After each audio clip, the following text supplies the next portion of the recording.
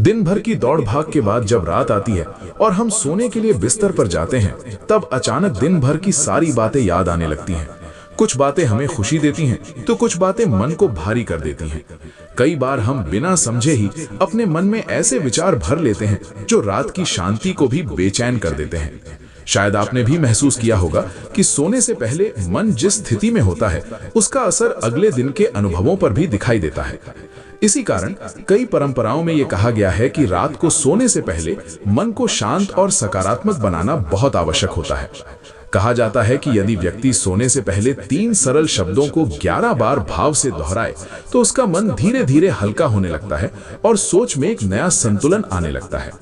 ये बात सुनने में बहुत साधारण लग सकती है, लेकिन जब हम इसे गहराई से समझते हैं तो महसूस होता है कि सोने से पहले का समय हमारे अवचेतन मन पर गहरा प्रभाव डालता है।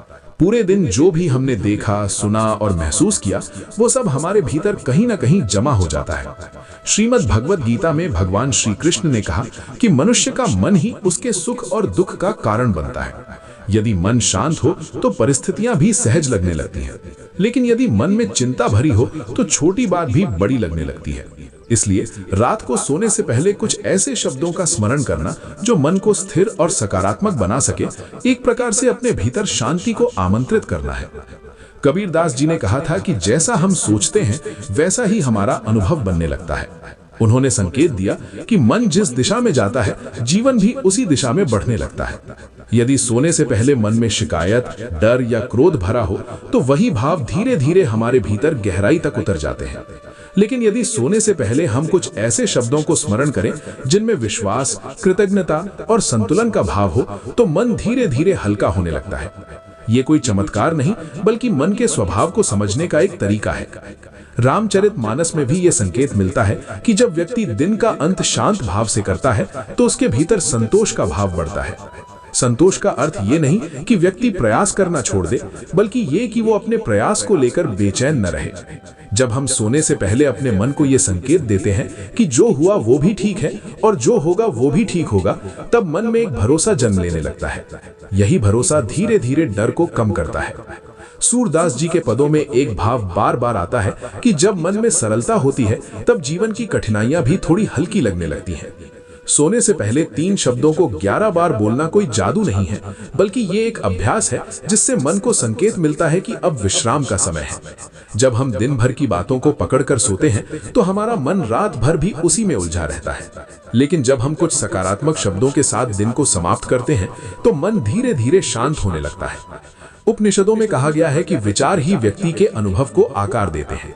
यदि व्यक्ति अपने विचारों को समझ ले, तो वो अपने व्यवहार को भी बेहतर बना सकता है। सोने से पहले बोले गए शब्द केवल आवाज नहीं होते, बल्कि वे मन में एक दिशा बनाते हैं। जैसे कोई किसान बीज बोने से पहले भूमि को तैयार करता है, वैसे ही रात का समय अगले दिन के विचारों के लिए भूमि तैयार करता है। यदि इस समय हम सकारात्मक भाव रखते हैं, तो धीरे धीरे उसका असर दिखाई देने लगता है। कई लोग पूछते हैं कि केवल शब्द बोलने से क्या बदल सकता है। इसका उत्तर ये है कि शब्द तभी प्रभाव डालते हैं जब उनके पीछे भाव जुड़ा हो। यदि कोई व्यक्ति केवल जल्दी में शब्द दोहराए, तो वो केवल एक आदत बनकर रह जाती है।